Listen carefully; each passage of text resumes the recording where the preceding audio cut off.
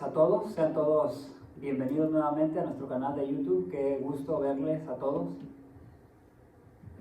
Desde su hogar queremos saludarles y queremos invitarlos, ¿verdad?, a poder celebrar en esta mañana, adorarle a Dios, exaltar a Dios y recordarle mientras le cantamos, pero también queremos predicar la palabra de Dios y mantenerte de una manera, ayudarte en tu vida espiritual para que tú te mantengas y no se convierta este tiempo en nuestras casas como un tiempo de relajación, porque el relajarse espiritualmente siempre en la Biblia habla de consecuencias.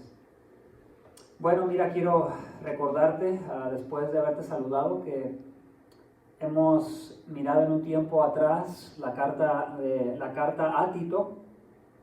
Si recuerdas, la carta a Tito ha sido una carta que nos recuerda que la doctrina sí importa, porque la doctrina de la palabra de Dios nos hace pensar de una manera diferente y también nos motiva a que practiquemos lo que vamos aprendiendo.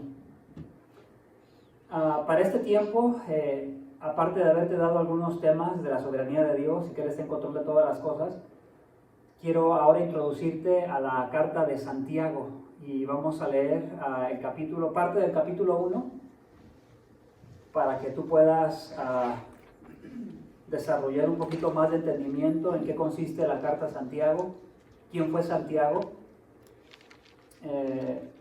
Parece ser que no es tan importante. Mucha gente piensa que sigamos una devoción de las escrituras por libros o por cartas, pero a la larga te vas a dar cuenta que sí hace una grandísima diferencia, porque ahora vas a tener en tu alma lo que es la carta a Tito y ahora la carta de Santiago. Mira lo que dice la palabra de Dios para que nos preparemos para cantarle a Dios. Te invito a que dispongas tu corazón y sigas conmigo desde tu hogar a Santiago, capítulo 1, y voy a leer del verso 1 al verso 12.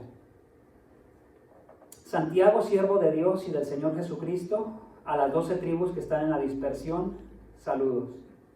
Tened por sumo gozo, hermanos míos, el que os halléis en diversas pruebas, sabiendo que la prueba de vuestra fe produce paciencia. Y que la paciencia tenga su perfecto resultado, para que seáis perfectos y completos sin que os falte nada. Pero si alguno de vosotros se ve falto de sabiduría, que la pida a Dios, el cual da a todos abundantemente y sin reproche, y le será dada. Pero que pida con fe sin dudar, porque el que duda es semejante a la ola del mar, impulsada por el viento y echada de una parte a otra. No piense pues ese hombre que recibirá cosa alguna del Señor, siendo hombre de doble ánimo, inestable en todos sus caminos. Pero que el hermano de condición humilde se gloríe en su alta posición y el rico en su humillación, pues él pasará como la flor de la hierba, porque el sol sale con calor abrasador y seca la hierba, y su flor se cae y la hermosura de su apariencia perece. Así también se marchitará el rico en medio de sus empresas. Bienaventurado el hombre que persevera bajo la prueba, porque una vez que ha sido aprobado recibirá la corona de vida que el Señor ha prometido a los que le aman. Te voy a invitar a que oremos. Padre, muchas gracias. Señor, gracias porque tú eres el Dios que das abundantemente, Señor, cuando hace falta sabiduría. Gracias por ser el Dios verdadero, el Dios eterno que has dado a tu Hijo en la cruz por nuestros pecados, Señor. Gracias por haber muerto, por haber sido castigado, pero también por haber resucitado para nuestro beneficio. Queremos, Señor, bendecirte y queremos adorarte en este tiempo, Señor, que aunque es difícil para nosotros por no vernos físicamente ya por tiempo, pero queremos nuevamente, Señor, en este fin de semana recordar que tú has resucitado, Señor, y que tú eres el Dios que escucha nuestras oraciones, que tú eres el Dios del cual proviene toda sabiduría, toda buena dádiva, Señor. Dice tu palabra que tengamos por sumo gozo cuando nos hallemos en diversas pruebas, y nosotros sabemos, Señor, y entendemos que en este tiempo que te cantamos y te adoramos, podemos recibir todo lo bueno, Señor, de ti, porque aún necesitamos adorarte y aún necesitamos cantarte, Señor. Somos nosotros los que necesitamos de ti, Señor, y queremos nuevamente hacértelo saber en este día, Señor. Te pedimos que cada uno esté dispuesto, Señor, desde su hogar, a poderte cantar, a poderte exaltar, a poderte alabar de lo profundo de su alma, con toda su mente, con todas sus fuerzas, Señor. Te lo pido en el nombre de Jesucristo. Amén.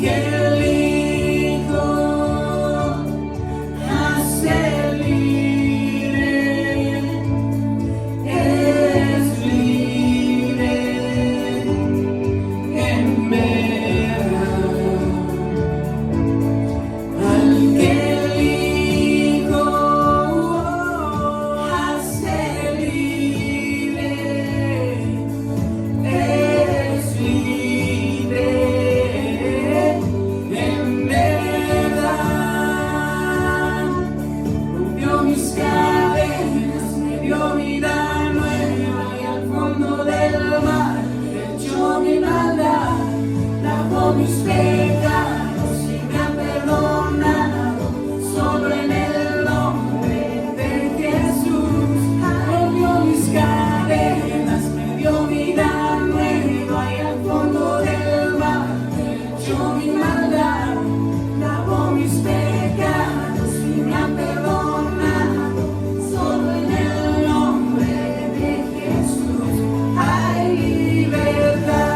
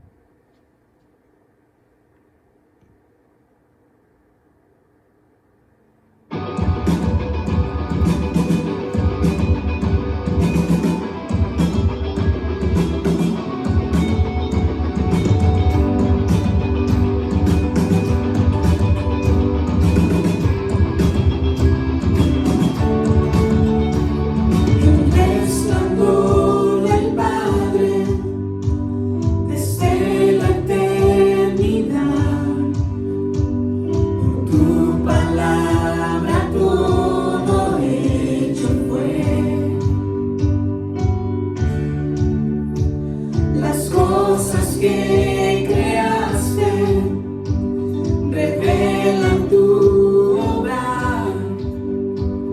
y todo tú lo hiciste para que podamos ver. Glorioso eres Jesús, el mayor de ley.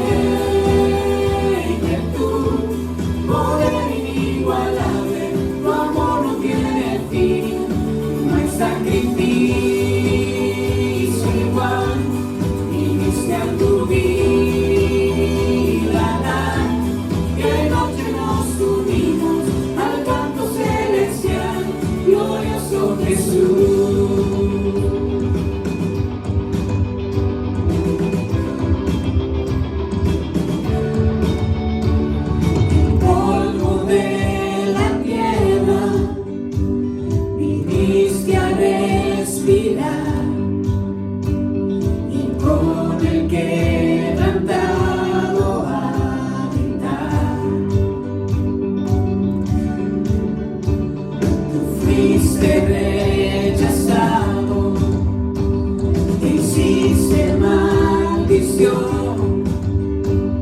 serás mi gozo por la eternidad, en la eternidad.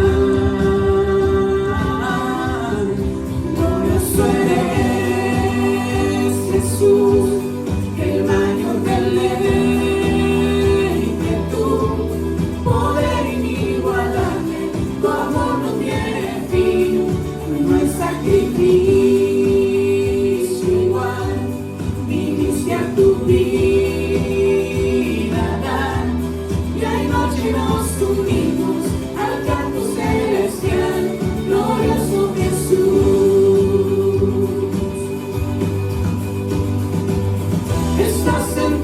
gloria a la diestra de Dios. La muerte tú venciste y nos salvaste. Y aunque no puedo verte, un día regresarás y todo enmendarás al tu venir. Y todo enmendarás al tu venir.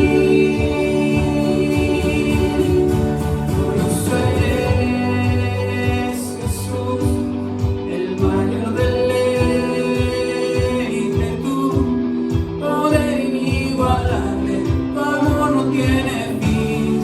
Glorioso eres Jesús, el mayor de ley, de tu poder inigualable, tu amor no tiene fin.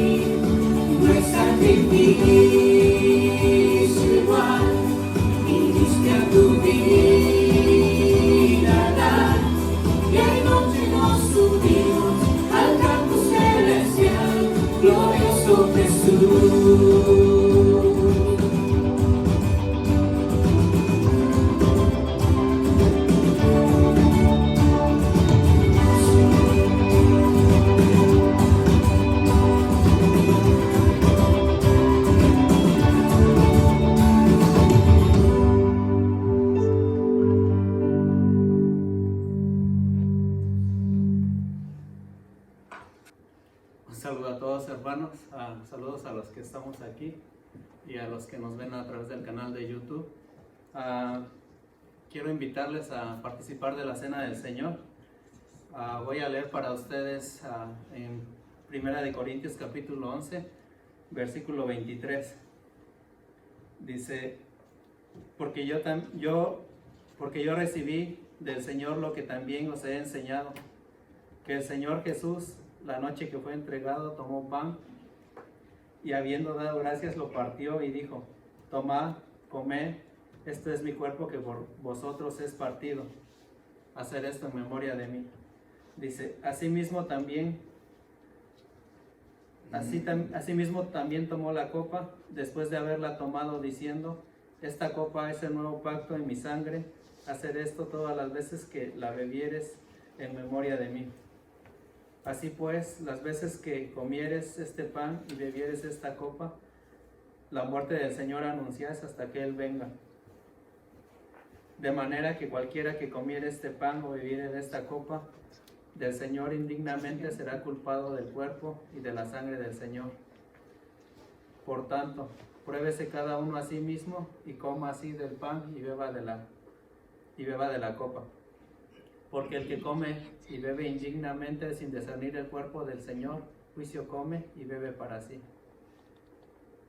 Hermanos, quiero orar, hacer una oración y después participamos del pan y del vino. Bendito Dios, te damos gracias por tu amor, por tu misericordia, Señor. Sabemos que eres un Dios santo, Señor, que no tolera el pecado. Sabemos un Dios que, Padre Santo, es soberano sobre todas las cosas, Señor. Padre Santo, gracias por tu sacrificio, Señor, un sacrificio perfecto. Padre Santo, Señor, porque así era necesario, Señor, que llegases al sacrificio, Señor, a la muerte, porque tu palabra así lo había determinado, Señor. Te pedimos, Padre Santo, que nos ayudes a vivir una vida, Señor, a la altura, Señor, o agradable en todo tiempo a ti, bendito Dios. Ayúdanos también a anunciar, Señor, lo que tú has hecho en la cruz del Calvario, Señor, por cada uno de nosotros pecadores. Te pido que tú nos ayudes a vivir de manera digna, Señor, de la vocación a la que tú nos has llamado, bendito Dios.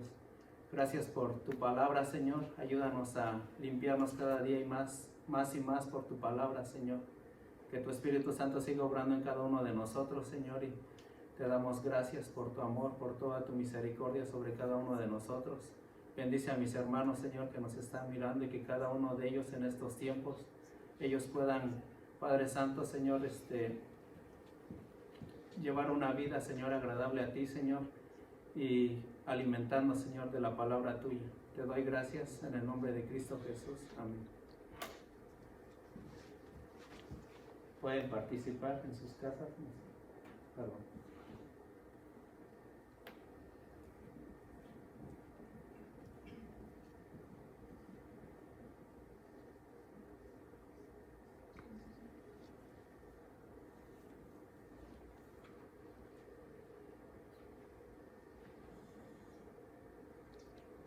Gracias. Gracias, hermano Eugenio. Bueno, vamos a tomar el tiempo para la palabra de Dios. Para mí es emocionante y también quiero que lo sea para ti. La palabra de Dios siempre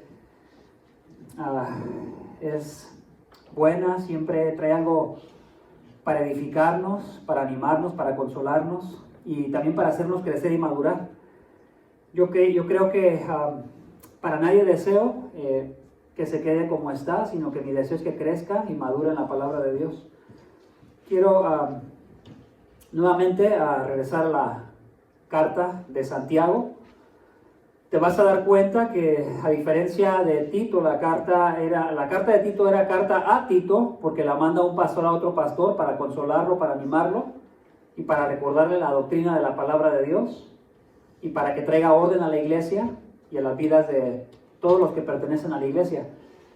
En el caso de Santiago, me parece apropiado hablar de la carta a Santiago porque Santiago nos habla de las pruebas. Y Él nos presenta todas estas diversas pruebas. Hoy no vamos a hablar de ninguna de las pruebas, voy a simplemente introducirte a la carta de Santiago, porque en esta ocasión es un pastor a personas, a creyentes que han sido dispersados. Recuerda que para Israel ellos tenían una promesa de que su nación iba a ser restaurada. Si para nosotros como mexicanos, como latinos, de cualquier parte de Latinoamérica, como lo conocemos, que hemos salido de nuestra nación, nos ha afectado el salir de nuestra nación. Creo que para los judíos les afectaba todavía mucho más, porque ellos tenían una promesa de que iban a ser restaurados como nación, y ellos pensaban que iban a estar todo el tiempo ahí. Pero muchos de ellos se vieron en la necesidad de tener que salir de su tierra forzados por causa de su fe. Y entonces se convirtió en algo que para ellos causó mucha tristeza. La carta es dirigida a, según dice Santiago, a 12 tribus que están en la dispersión. Quiero invitarte a que leamos Santiago capítulo 1, el verso 1, y vamos a orar para que Dios nos ayude con la palabra de Dios. Y te pido que lo busques ahí en tu casa y que te quedes en el capítulo 1 de la carta de Santiago.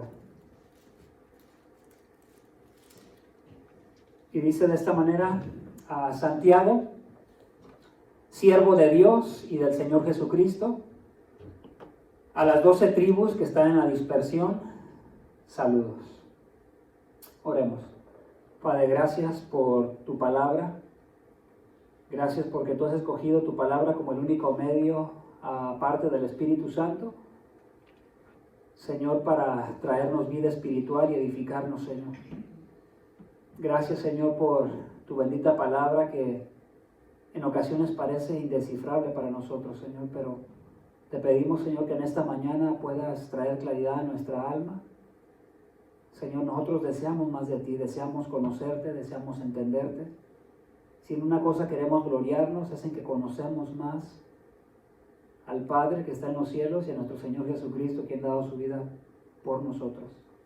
Padre, te pedimos que sea algo simple, claro, aunque haya bastante contenido, Señor, acerca de quién fue Santiago y a quién se le escribió esta carta.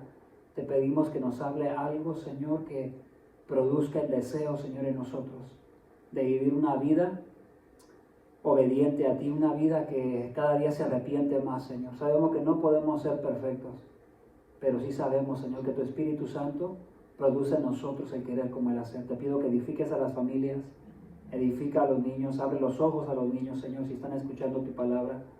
Abre los ojos a cada matrimonio, Señor, a cada hombre y mujer soltera, Señor. Y te pido que tú los edifiques, Señor, a través de tu palabra. Amén. Bueno, entonces, para comenzar, te haría una pregunta. Y te preguntaría, ¿qué es lo que te distingue en medio de las pruebas? Si tú comienzas a pensar desde que supimos por primera vez de casos del coronavirus, a través de las noticias o a través de personas que supimos que estaban enfermas, ¿cuáles fueron tus reacciones, tus pensamientos y tus actitudes? Quisiera repetirte esa pregunta: ¿qué te distinguió cuando comenzó esta prueba? Mi deseo, mi esperanza sería que la palabra de Dios rápidamente se te vino a tu mente, y a pesar de que es un tiempo difícil y que tal vez te preocupaste porque tal vez iba a haber necesidad de no tener que trabajar y eso iba a causar necesidad económica para ti, para tu familia, o tal vez pensaste que te podías contagiar y comenzaste a tomar un sinnúmero de precauciones, pero me llama mucho la atención qué fue lo que más te distinguió cuando comenzaste a escuchar acerca, ¿verdad?, de este virus. Creo que tiene que ver un poquito con la carta de Santiago. Santiago nos va a enseñar que es muy importante el tiempo de la prueba y que no debemos de considerarlo como algo que pasa por accidente o como algo que se le escapó a Dios. Las pruebas es algo que nos acontece. a todos, seamos creyentes o no seamos creyentes. Regularmente uno que es creyente quisiera tener la seguridad y la garantía de que porque cree en Dios, nada le va a pasar y nada, no se va a enfermar y no va a pasarle ningún tipo de accidente. Y a veces los cristianos tenemos este tipo de ideas. Y aunque Dios sí nos protege y nos cuida, porque también sabemos que podemos orar a Dios y pedirle cosas cuando estamos en necesidad, y Él es un Padre bueno que nos escucha, no es un Padre seco e indiferente, sino un Padre bueno. Podemos darnos cuenta de eso al haber entregado a su Hijo en la cruz por nuestros pecados, que tiene que ser el Padre más bueno que puede existir en todo el universo, que tú te puedas imaginar. Entonces, cuando hablamos de pruebas, hablamos de tiempos difíciles y hablamos también de actitudes diferentes en los tiempos difíciles. Creo que eso es lo que Santiago nos va a ayudar a pensar, y por eso es muy importante Santiago, porque nos ayuda a entender más el carácter cristiano y la firmeza del carácter cristiano, porque ese carácter cristiano verdaderamente se mira en el tiempo de las pruebas. Como mi punto número 1, quiero enseñarte quién es Santiago. Está en forma de pregunta: ¿quién es Santiago? Te vas a dar cuenta que en la Biblia hay muchos Santiagos. Santiago también hace referencia a Jacobo, y ambos nombres, tanto Santiago como Jacobo, hacen referencia al nombre que encontramos en el Antiguo Testamento, Jacob. Y muchos de ustedes a lo mejor lo han escuchado. Jacob simboliza a alguien que es deshonesto. Entonces podíamos asociar el nombre de Jacobo, de Santiago, con alguien que es deshonesto en carácter.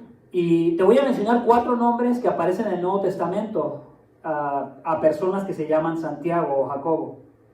El primero de ellos es Jacobo el menor, hijo de Alfeo. Aparece en Mateo capítulo 10, verso 3, donde se mencionan algunos de los discípulos que el Señor Jesucristo está llamado. Por ejemplo, aparece Felipe y Bartolomé, Tomás y Mateo. Refiriéndose a Mateo, dice el recaudador de impuestos, y luego dice Jacobo, el hijo de Alfeo y Tadeo. Aparece aquí un Jacobo que es uno de los 12, uno de los que Jesús llamó, pero ese no es el Jacobo que escribió esta carta.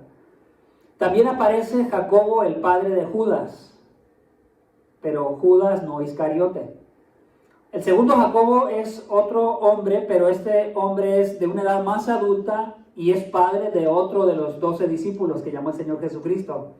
Un tal Judas, porque acuérdense, había varios Judas. Ya podemos darnos cuenta que este Judas no es Iscariote, porque lo está aclarando el mismo texto, y eso está en Lucas 6:16. Se refiere a Judas como hijo de Jacobo, y también se refiere dice Judas, hijo de Jacobo, y Judas Iscariote, que llegó a ser traidor. Para el tercer Santiago o Jacobo, aparece en Mateo capítulo 4, verso 21. Dice la palabra de Dios: y pasando de ahí vio a otros 2 hermanos, Jacobo, hijo de Zebedeo, y Juan su hermano, en la barca con su padre Zebedeo, remendando sus redes, y los llamó. Este tercer Jacobo es hermano de Juan, el Juan que conocemos como el discípulo amado, que escribió el Evangelio de Juan y que escribió las cartas de Juan casi al final de nuestra Biblia. Entonces, este Santiago es hermano con Juan, pero este Jacobo tampoco es el que estamos buscando, que escribió esta carta de Santiago, porque él fue martirizado muy pronto como para haberla escrito. Si ustedes pueden ir a sus Biblias, no lo vamos a hacer ahorita, pero pueden ir a sus Biblias y leer Hechos capítulo 12, en el verso 1 y el 2, dice la Escritura que por aquel tiempo el rey Herodes echó mano a algunos que pertenecían a la iglesia para maltratarlos, y ahí mató a este Jacobo, que era el hermano de Juan. Bueno, ahora para poder descifrar quién es este Jacobo, vamos a ir a Marcos capítulo 6, verso 3. Dice la Escritura en forma de pregunta: ¿no es este el carpintero, refiriéndose a Jesús? Las personas están preguntando. El hijo de María y hermano de Jacobo, José, Judas y Simón. ¿no están sus hermanas aquí con nosotros? Y se escandalizaban a causa de él. También lo podemos mirar este mismo orden en Mateo 13:55. ¿No es este el hijo del carpintero? ¿No se llama su madre María y sus hermanos Jacobo, José, Simón y Judas? Escribió la carta. Este es el Judas que escribió la carta que lleva su nombre. Cuando hablamos de este Judas, hablamos del medio hermano mayor de Cristo. Se hace un poquito largo, pero es el medio hermano mayor de Cristo. Imagínate el privilegio que este Judas o Jacobo tenía. No cualquiera fue, ¿verdad?, el medio hermano del Señor Jesucristo. Imagínate que te hubiera tocado a ti ser el medio hermano, la media hermana, porque tuvo mujeres. A muchos que no leen las Escrituras, esto todavía les ofende que Jesús haya tenido hermanos. Pero es muy importante entender que dos medios hermanos del Señor Jesucristo escribieron en la Biblia también. Está Santiago, que estamos viendo hoy, y está también otro Judas, que escribió una de las cartas, también casi al final de las Escrituras. Entonces este es el Jacobo que andamos buscando, es el Jacobo que escribió esta carta, habiendo un poquito entendido que él es el hermano mayor. ¿Por qué el hermano mayor? Porque si le pones atención a esos textos que te acabo de leer, las personas cuando se referían a sus hermanos lo ponen al principio de la lista. Regularmente los judíos le daban mayor importancia al primogénito y por eso en las dos listas aparece como el mayor, en primer lugar. Aunque el orden de sus otros hermanos en el otro texto lo cambian, pero siguen manteniendo a Jacobo en primer lugar. Por eso es conocido como el medio hermano mayor. Bueno, habiendo identificado a Santiago, ¿qué podemos decir de él? ¿Y en qué nos podrá ayudar esto? ¿Qué podemos decir de Santiago, el medio hermano mayor del Señor Jesucristo? Bueno, en Juan capítulo 7, verso 5, podemos decir de él que inicialmente no creía en él. Cuando Jesús va a subir a una de las fiestas, la Escritura nos aclara que ninguno de sus hermanos creía en él. Parecían estar sus hermanos en una posición desventajosa para creer. Ventajosa por un lado, pero no ventajosa por el otro lado. ¿Por qué? Porque ellos podrían tener muchas excusas para no creer en él, porque lo veían posiblemente como cualquier otra persona muy normal. Y si lo veían como una persona muy justa a Jesús, o muy perfecto en todo lo que hacía, porque él sí era perfecto, tal vez lo llegaron a considerar como un santurrón, como alguien exagerado, como alguien que tomaba la ley de Dios muy en serio para su corta edad cuando era pequeño. Pero claramente este Santiago no creía en él. Más adelante podemos ver que él creyó.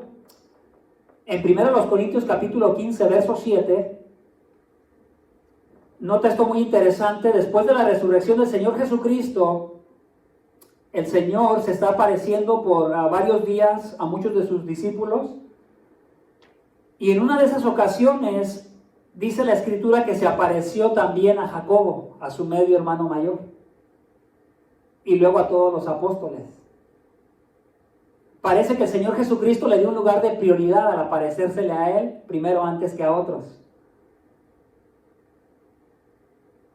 Y no sabemos exactamente lo que sucedió, pero lo que sí sabemos es que Santiago, o Jacobo, como lo conocemos también, se convirtió en un creyente. ¿Cómo lo sabemos? Si leemos muchas partes de las Escrituras, nos vamos a dar cuenta que él se convirtió en el líder de la iglesia. En Hechos capítulo 12, verso 17, aparece a él como líder de la iglesia. Pedro hace una señal con su mano para dirigirse a ellos y hablar. Pero él pide que se le informe de estas cosas a Jacobo y a los hermanos. Siempre aparece Jacobo como alguien de importancia, a quien había de avisarle cosas o a quien había de preguntarle cuando se trataba de la iglesia de Jerusalén. También en Hechos capítulo 15 y verso 13 aparece en otra ocasión también a Jacobo. Después de que algún otro hermano habla, Jacobo después toma la palabra y ahora él pide que le escuchen. Vemos lo mismo en Hechos capítulo 21, verso 18. Dice, y al día siguiente Pablo fue con nosotros a ver a Jacobo y todos los ancianos estaban presentes. También Gálatas 2:12, porque antes de venir algunos de parte de Jacobo, él comía con los gentiles, se está refiriendo a Pedro. Entonces vemos en todos estos textos del libro de los Hechos, vemos a un Jacobo que se ha convertido en alguien que es un líder de la iglesia en Jerusalén. Él es también mencionado como una de las columnas de la iglesia en Gálatas 2:9, juntamente con Pedro y Juan. Y eran considerados, ¿verdad?, como columnas, refiriéndose a ellos como líderes que de alguna manera ayudaban a que la iglesia fuera sostenida, fundamentada con la enseñanza de la palabra de Dios y con el ejemplo de ellos. También él era conocido como Santiago el Justo por su devoción a la justicia. Y este es un detalle muy importante que nos va a ayudar a nosotros a entender también en qué nos ayuda la carta de Santiago. ¿En qué nos puede ayudar a nosotros a entender, o qué nos puede transmitir a nosotros a entender que Santiago era conocido como el Justo por su devoción a la justicia? Voy a llevarte algunas partes de Santiago y te pido que me sigas, y después lo voy a comparar un poquito con lo que es, no me voy a ir hasta el Antiguo Testamento, pero me voy a ir a lo que es el Sermón del Monte. Vamos por favor a Santiago, y en Santiago capítulo 1 voy a leer el verso 3 y el verso 4. Dice la palabra de Dios de esta manera: sabiendo que la prueba de vuestra fe produce paciencia, y que la paciencia tenga su perfecto resultado, para que seáis perfectos y completos sin que os falte nada. Vemos a un Santiago que quiere que los creyentes estén más completos, más maduros. Y entonces él dice que ellos deben saber. Si notas el verso 3, habla de un saber, de un conocimiento. Y dice que ellos deben, estos hermanos que están en la prueba, que están en la dispersión, deben de ver la prueba que están pasando, la deben de ver como algo necesario para que pueda haber crecimiento en la vida de una persona. O sea, es absolutamente necesario. Entonces este Santiago, que es conocido como el Justo, ¿por qué tomó ese título? Porque era una persona que era muy insistente, te lo puedo asegurar, en las diferentes áreas de la vida cristiana. Él quería que los creyentes resplandecieran cada día más, que no se quedaran como estaban. No solamente nos habla de que estemos más completos al tener mayor paciencia, también nos habla en el verso 7, si me puedes acompañar y seguirlo con tu vista, ahí en Santiago capítulo 1. No piense pues ese hombre que recibirá cosa alguna del Señor, siendo hombre de doble ánimo, inestable en todos sus caminos. Él hace referencia a los creyentes como personas que si le van a pedir algo a Dios, deberían tener el carácter constante, o más bien tener un carácter que es constante en oración. No una persona que es de doble ánimo cuando se trata de la oración. Porque si esta persona quiere pedirle algo a Dios, y Dios siendo un Padre que nos da cosas buenas y quiere hacerlo, dice que no pensemos que vamos a recibir algo cuando somos inconstantes, porque vamos a ser como las olas del mar, echados de un lugar para el otro. Entonces aparece en varios lugares de la carta de Santiago esta insistencia en que seamos personas que somos más perfeccionadas. Por ejemplo, Santiago capítulo 1 y el verso 23 en adelante.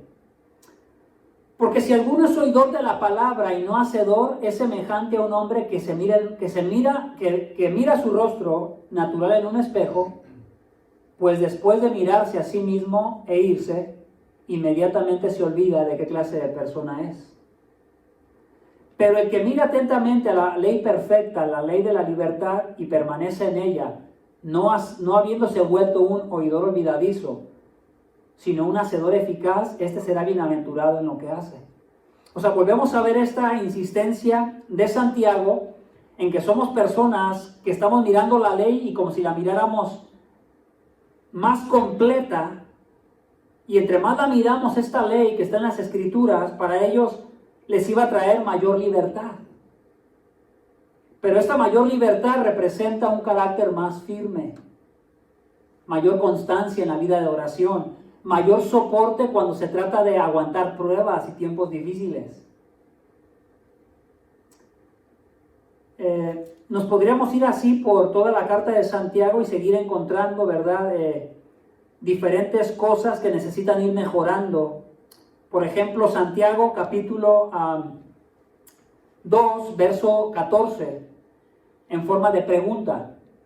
¿De qué sirve, hermanos míos, si alguno dice que tiene fe pero no tiene obras? ¿Acaso puede esa fe salvarlo? Y pone un ejemplo para hablar de esto. Él dice, si un hermano o una hermana no tienen ropa y carecen del sustento diario, y uno de ustedes le dice, id en paz, calentados y saciados, pero no les dais lo necesario para su cuerpo, ¿de qué sirve lo que le dijiste? Vemos esa insistencia de Santiago. Otro ejemplo más, y con este termino, en la carta de Santiago, capítulo 3 y verso 1, pero ahora es un ejemplo para aquellos que están dentro del servicio a Dios y más cuando se trata de enseñar la palabra de Dios, que me aplicaría a mí y a muchas otras personas que enseñan la palabra de Dios. Él dice, hermanos míos, no os hagáis maestros muchos de vosotros, sabiendo que recibiremos un juicio más severo. Porque todos tropezamos de muchas maneras. Si alguno no tropieza en lo que dice, es un hombre perfecto, capaz también de refrenar todo el cuerpo. Y en esta área comienza a hablar de la lengua. Y nos dice que tomemos con seriedad la responsabilidad de maestro, que no es tan fácil como nomás ponerte a enseñar. Porque si nos convertimos en personas que solamente hablamos y enseñamos la palabra de Dios, pero no hacemos nada en nuestras propias vidas para practicarla, dice que mayor juicio hay para uno, y por eso debemos de tener cuidado cuando se trata de acomodarnos como maestros. Y es por eso que podemos decir, ¿verdad?, que Santiago Jacobo es conocido como Jacobo o Santiago el Justo, porque es una persona que desea que sus hermanos estén completos, estén maduros, que no se queden como están. Él hace referencia en muchas ocasiones, aquí en su carta, al Sermón del Monte. Y si tú vas a Mateo capítulo 5, te voy a encargar que lo puedas leer cuando tengas el tiempo. En Mateo capítulo 5, desde el verso 1, y si tú lo sigues leyendo hasta el final del capítulo 7, tenemos lo que es conocido como el Sermón del Monte. ¿Qué es el Sermón del Monte? Bueno, es en una ocasión cuando el Señor Jesucristo subió al monte, se sentó y comenzó a enseñar a sus discípulos, y parece que fue bastante lo que enseñó ahí. Fueron bastantes temas, bastantes tópicos. Voy a ir rápidamente a algunos de esos temas que él tocó. En Mateo capítulo 5, del verso 3 al verso 11, aparece la palabra bienaventurados. La repite en muchas ocasiones. Bienaventurados los pobres, bienaventurados los que lloran, bienaventurados los humildes, bienaventurados los que tienen hambre y sed de justicia, bienaventurados los misericordiosos, los de limpio corazón, los que procuran la paz. Vemos esta bienaventuranza, esta bendición que viene para todos aquellos que son como esto que acabamos de mencionar. No es lo único que habla Jesús. Habla Jesús, por ejemplo, del verso 13 al verso 15, habla de que nosotros seamos como sal o como luz. Habla del testimonio cristiano. Más adelante el Señor Jesucristo también comienza a hablar de lo que viene siendo su ley y quienes son considerados como pequeños o grandes. El que tome sus palabras, sus mandamientos, y los aplique en su vida y luego los enseña a otros, será considerado como grande en el reino de los cielos. Pero el que tome sus palabras y las tome en poco, también será considerado como alguien pequeño en el reino de los cielos. Y si nos seguimos por todos estos dos capítulos, vamos a encontrar temas como, por ejemplo, el adulterio, el divorcio, la oración, el ayuno. Vamos a encontrar la limosna, vamos a encontrar el amor a los enemigos, vamos a encontrar algunas explicaciones de cómo orar, porque aparece ahí donde Jesús da las instrucciones para la oración del Padre Nuestro, conocida en muchas partes del mundo. Está el tema de Jesús y las riquezas, Entonces el Sermón del Monte se convierte en el tiempo donde Jesús enseña específicamente algo de la ley del Antiguo Testamento, pero lo relaciona con él. Y él dice que él no vino a hacer que eso se deshiciera o a cambiarlo, más bien él vino a explicar exactamente lo que significaba. Entonces vemos una insistencia de Jesús en el Sermón del Monte de que seamos personas justas, que nos parezcamos a Dios, que así como Dios también tiene, ¿verdad?, compasión de los malos, nosotros también deberíamos de ser como Dios, perfectos. No perfectos en el sentido de que nunca pecamos, pero perfectos en el sentido de que lo deseamos más y deseamos limpiarnos más.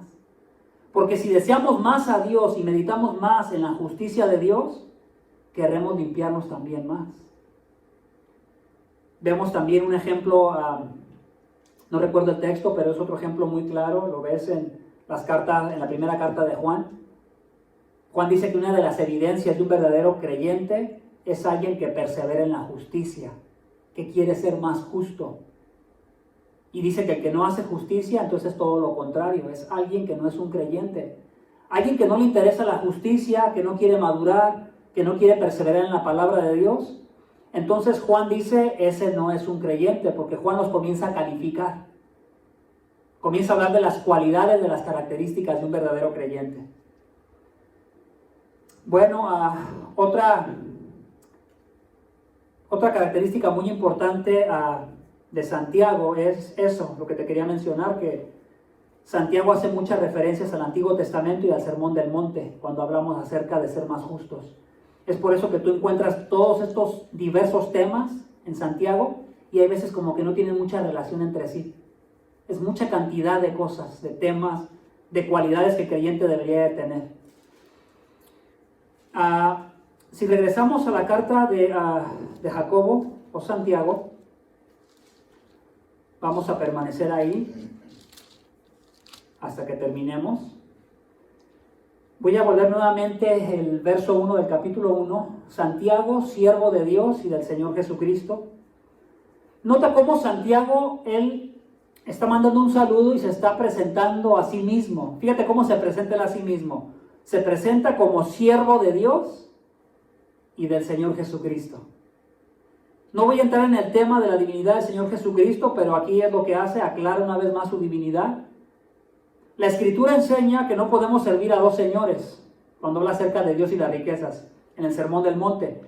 Pero cuando escuchamos a Santiago, Santiago dice que es siervo de Dios y del Señor Jesucristo. Pero bueno, entonces siervo de más de uno.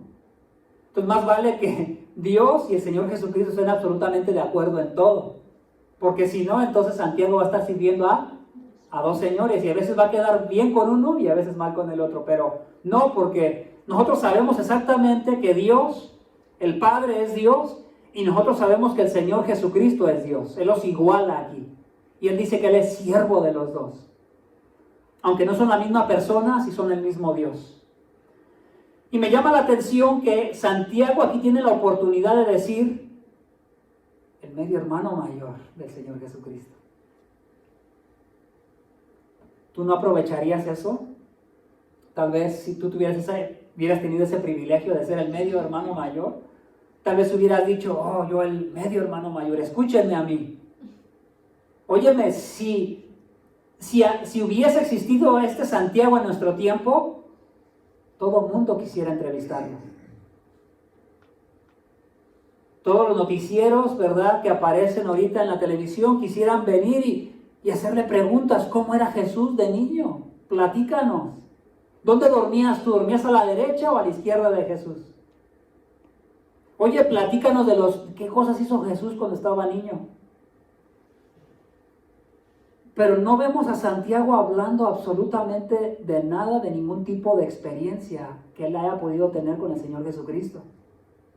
Él lo tuvo que haber conocido por lo menos de una manera cercana, de la misma manera como tú conoces a tus hermanos más pequeños o hermanas más pequeñas. O si fuiste el más pequeño, tal vez que te hubiese conocido tu hermano o tu hermana mayor de la casa. Pero él simplemente se presenta como siervo de Dios, como un siervo. Y nosotros sabemos que un siervo es alguien que es un esclavo, alguien que ya no se manda solo, alguien que ya no hace su propia voluntad, sino ahora alguien que hace la voluntad de aquel que lo posee. Y esto es creo una grandísima lección también para nosotros. Nos recuerda que nosotros somos personas que debemos ser considerados simplemente siervos del Señor Jesucristo. No debemos olvidarnos de eso, hermanos. Hay una parte en Malaquías donde el Señor dice: ¿por qué me llaman Señor si no hacen lo que les pido? ¿Verdad? Los llama al arrepentimiento y menciona varias cosas ahí en Malaquías. Pero él exhorta a la gente que si le van a llamar Dios o Señor, bueno, que le hagan caso a lo que les pide. Porque si no, entonces no tiene caso que le llamemos Señor. La tercera cosa que quiero hablarte, ya te hablé acerca de lo que es, quién es Santiago. Te hablé acerca de qué cosas podemos decir de él. Ahora, como número 3, te voy a hablar a quién fue escrita esta carta. Y ahí en el verso 1, la segunda parte, el inciso B, o la media mitad de ese texto que resta, dice: a las 12 tribus que están en la dispersión, saludos. En la introducción un poquito hablamos acerca de lo que significaba la dispersión. En Juan capítulo 7, 35 nos da un ejemplo de cómo los judíos consideraban dispersos a las personas que estaban con los gentiles o que eran parte de los gentiles, que no eran del pueblo de Israel. Y en esa ocasión, ¿verdad? El Señor Jesucristo le está hablando que se va a ir, pero Él está hablando de su muerte, y ellos lo interpretan como que se va a ir a otras naciones. Y por eso aparece ahí la palabra dispersión.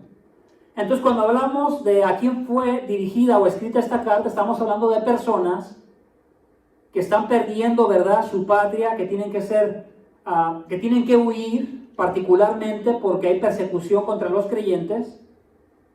Está el ejemplo de Esteban en Hechos capítulo 7, que pasó más o menos del año 31 al 34 después de Cristo.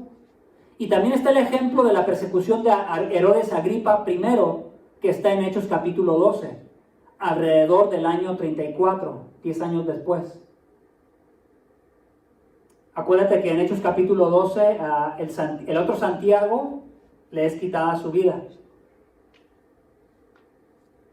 ¿Qué más podemos decir a quién fue escrita esta carta? Sabemos que fue escrita particularmente a judíos, porque Jacobo se refiere a su audiencia más de 15 veces como hermanos.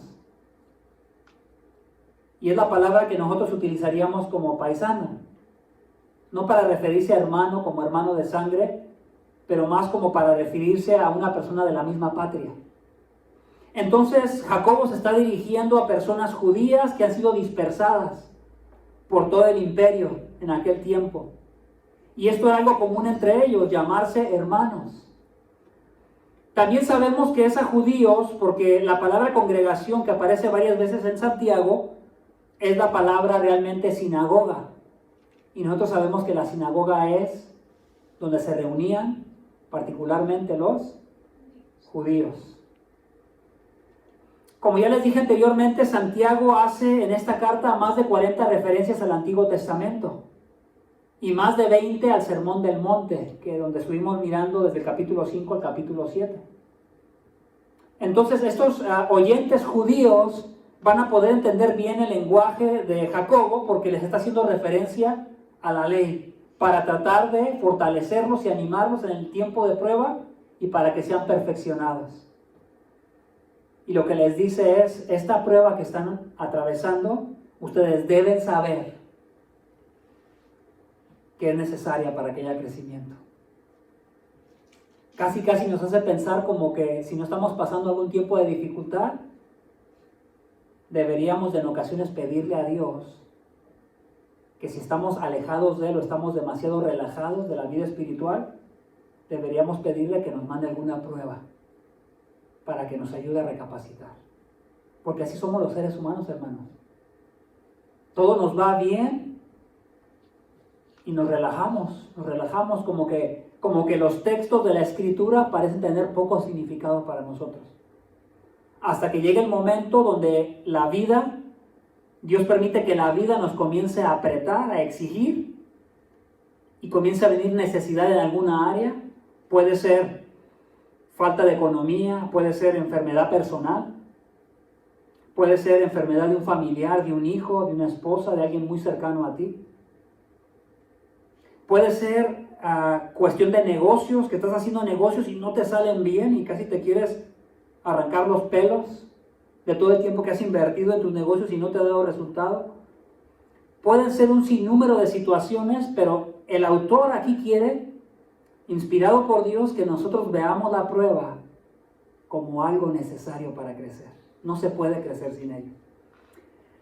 Bueno, y termino en esta mañana con la cuarta cosa que te quiero enseñar en esta introducción de la carta de Santiago. Quiero hacer un resumen, el resumen lo dejaría hasta el final, más bien contestaría la pregunta: ¿cuál es el contenido de Santiago? Aunque ya te he hablado varias cosas, voy a hablarte ya de cosas tal vez particulares a lo largo de la carta. Te vas a dar cuenta que Santiago contiene palabras muy directas y penetrantes, y él utiliza la sabiduría de la ley de Dios en medio de las pruebas. ¿Cómo vas a saber tú si eres lo suficientemente maduro? Bueno, deja que las pruebas lleguen a tu vida, y si la ley de Dios está en tu mente y en tu corazón, tú vas a poder tener la sabiduría para saber qué hacer en el tiempo de la necesidad. Por eso en Santiago capítulo 1, verso 5 dice que si alguno de vosotros se ve falto de sabiduría, ¿pero en dónde? En medio de las pruebas. Si estás pasando un momento de prueba y te ves falto de sabiduría, nota que en el verso 2 ya les dijo que tengan por sumo gozo, que es algo que deben de tener. En el verso 3 les dice algo que deben de saber, que la prueba produce paciencia, es necesaria la prueba. Pero en el verso 5 les dice que si alguno de ellos se ve falto de sabiduría, está dando a entender que no necesariamente tener el conocimiento en la cabeza es siempre sabiduría. Pero si el conocimiento está en tu alma, en tu meditación de tu mente y baja a tu corazón, en el momento de la prueba se va a convertir en algo muy útil. Se puede convertir en sabiduría. Entonces podemos ver, ¿verdad?, que él contiene este tipo de exhortaciones directas para que seamos más sabios. También tiene un énfasis práctico en las obras. Él se enfoca mucho en la conducta piadosa. Por ejemplo, en Santiago 1:17, Santiago 2:17, él dice: así también la fe por sí misma, si no tiene obras, está muerta.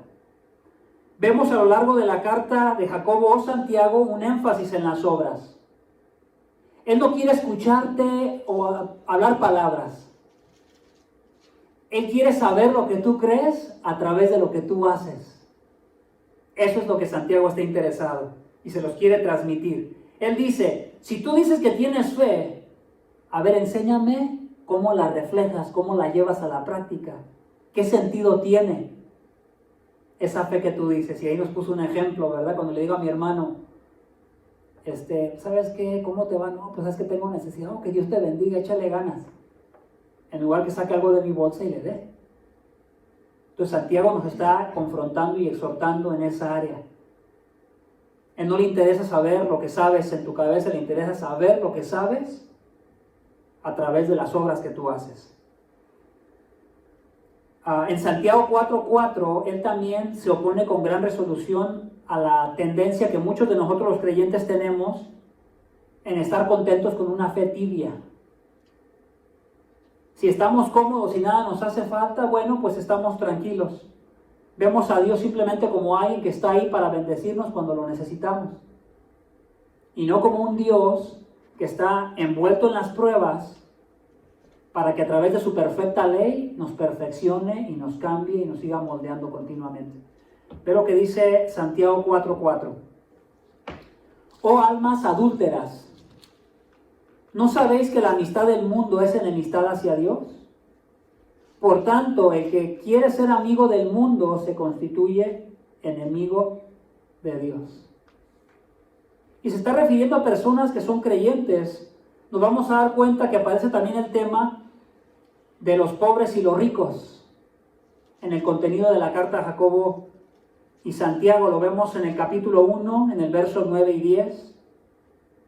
Lo vemos también en el capítulo 2, en el verso 6 y 7 aparece el pobre y el rico. Posiblemente en la audiencia hay estos dos tipos de personas.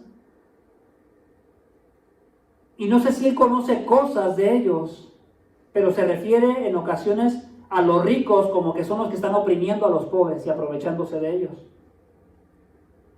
Y los pobres tienen que ser animados en que es Dios el que los va a exaltar, pero tienen que perseverar en su fe.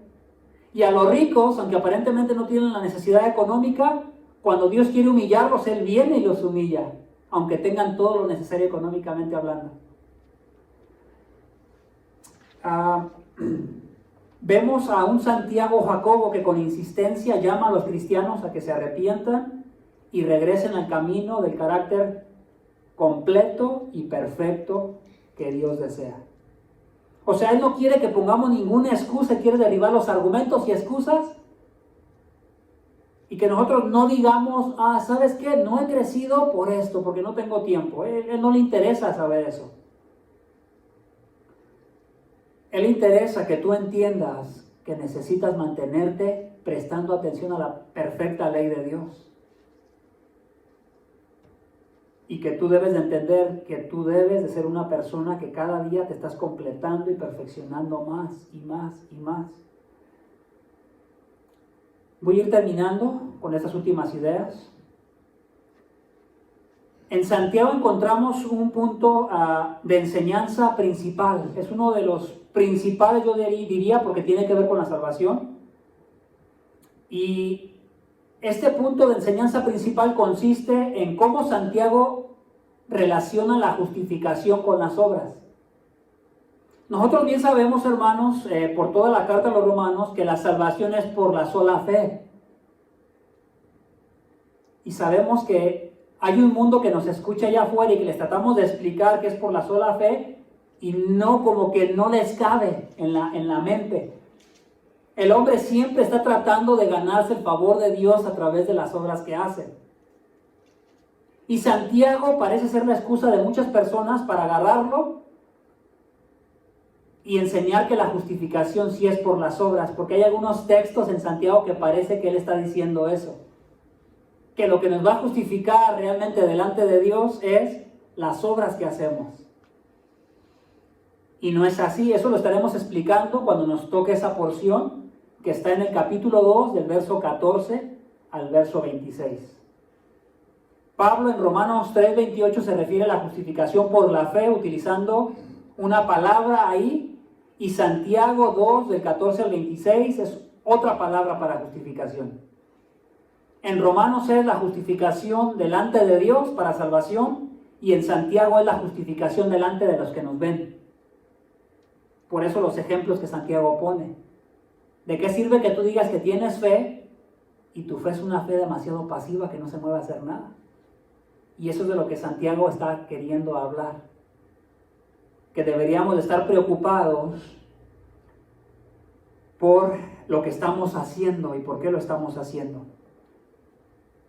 Bueno, entonces ya termino con el resumen de lo que hemos visto esta mañana, que ha sido la introducción a la carta de Santiago. Entonces Santiago fue el medio hermano mayor del Señor Jesucristo, pero Santiago se considera a sí mismo no como esa posición de poder presumir que él tenía, pero más bien él se considera como siervo de Dios y del Señor Jesucristo. Santiago nos ofrece la sabiduría de la palabra de Dios a lo largo de toda su carta, recordándonos el Antiguo Testamento y recordándonos el Sermón del Monte, y que en el tiempo de pruebas nosotros necesitamos ser perfeccionados con la perfecta ley de Dios, purificados. Eso lo podemos ver en Santiago 1, verso 5. Pero si alguno de vosotros se ve falto de sabiduría, que la pida a Dios, el cual da a todos abundantemente y sin reproche, y le será dada. Dios quiere darnos sabiduría para que crezcamos en medio de las pruebas. Y por último, en este resumen, recordemos que Santiago Jacobo es conocido por su devoción a la justicia. Para él las palabras que decimos que tenemos de nuestra fe salen sobrando. Él quiere que demostremos nuestra fe haciendo justicia. Y recordamos nuevamente que una de sus principales aportaciones es que debemos ser hacedores de la palabra de Dios y no tan solamente oidores. Eso aparece en el capítulo 2 y aparece en el verso 19 en adelante. Esto sabéis, mis amados hermanos, pero que cada uno sea pronto para oír y pronto para hablar y tardo para la ira. Esto se utiliza mucho para decir, cuando te enojes, ¿verdad? No, sé pronto para hablar y rápido para escuchar, pero se está hablando de la actitud enfrente de la palabra de Dios, hermanos. Pongan atención. Esto sabéis, mis amados hermanos, pero que cada uno sea pronto para oír, tardo para hablar. ¿Pronto para oír qué? La palabra de Dios, tardo para hablarla, pero rápido para escucharla. Dice, tardo para la ira. O sea, que tu actitud no sea una actitud de ira contra la palabra de Dios. Tal vez la palabra te diga algo y te incomode. Y tienes que ser lento para la ira, para que respondas con humildad a la palabra. Dice, pues la ira del hombre no obra la justicia de Dios. Por lo cual, desechando toda inmundicia y todo resto de malicia, recibid con humildad la palabra implantada, que es poderosa para salvar nuestras almas. Por eso sabemos que nos está hablando ahí de la actitud ante la palabra. Y él dice, recibid con humildad la palabra implantada, que es poderosa para salvar vuestras almas. Sed hacedores de la palabra y no solamente oidores, que se engañan a sí mismos. Entonces a él le interesa demasiado, ¿verdad? No solamente lo que nosotros decimos de la palabra, pero le interesa mucho qué es lo que la palabra nos mueve a hacer. Te voy a invitar a que oremos y que le demos gracias a Dios por la vida de este Jacobo Santiago. Gracias a Dios por su vida, por su carta, por su vida ejemplar de justicia y por su excelente ejemplo de un hombre que es garantía que debe de haber sufrido por causa del Evangelio. Y vamos a orar a Dios. Padre, gracias.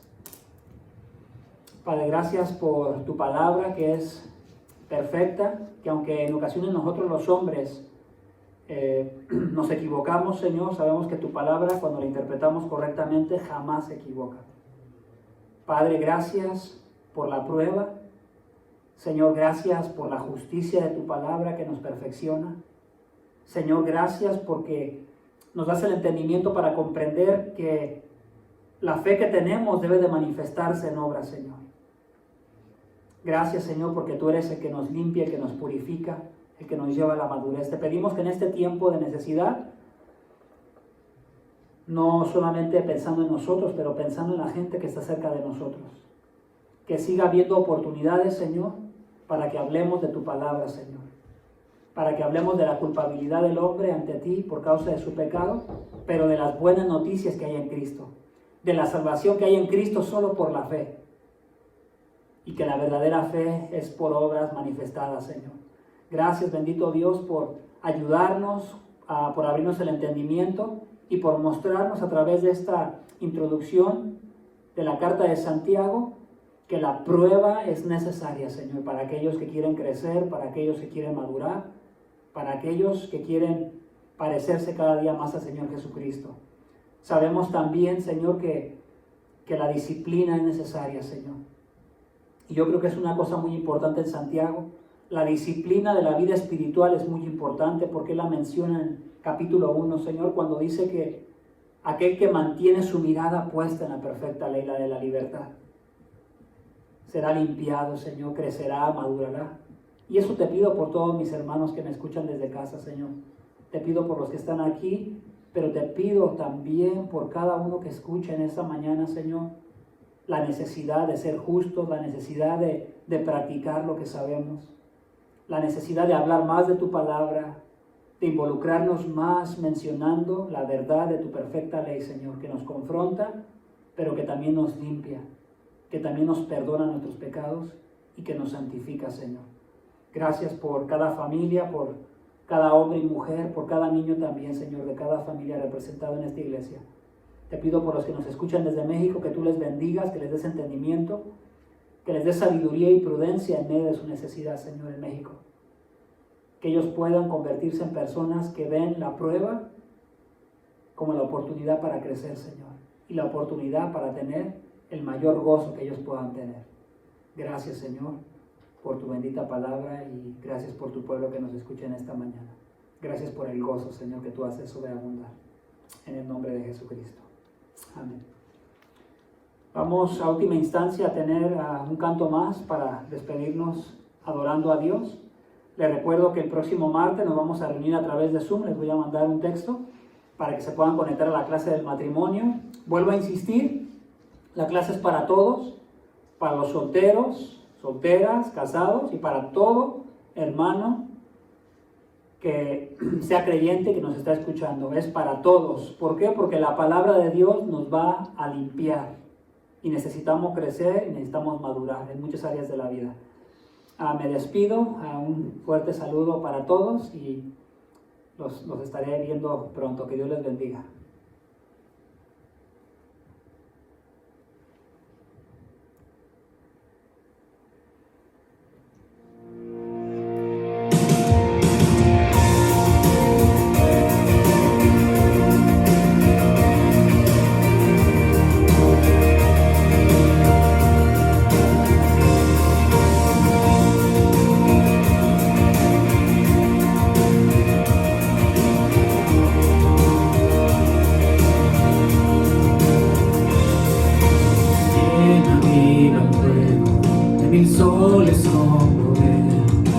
El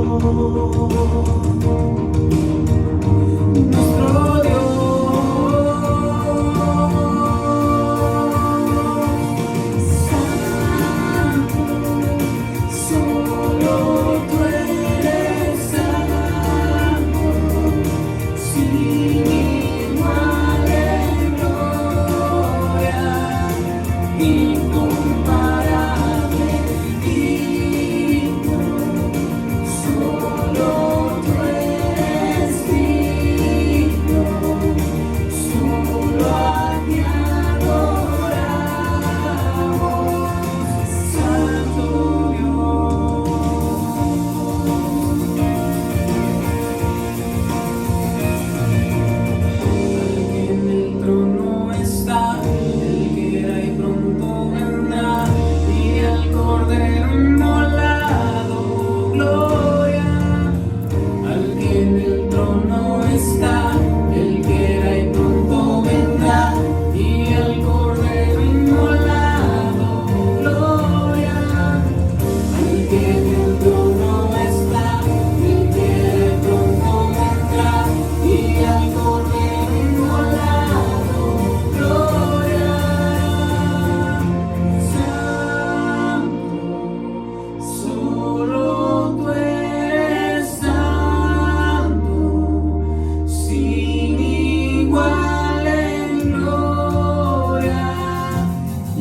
tengo para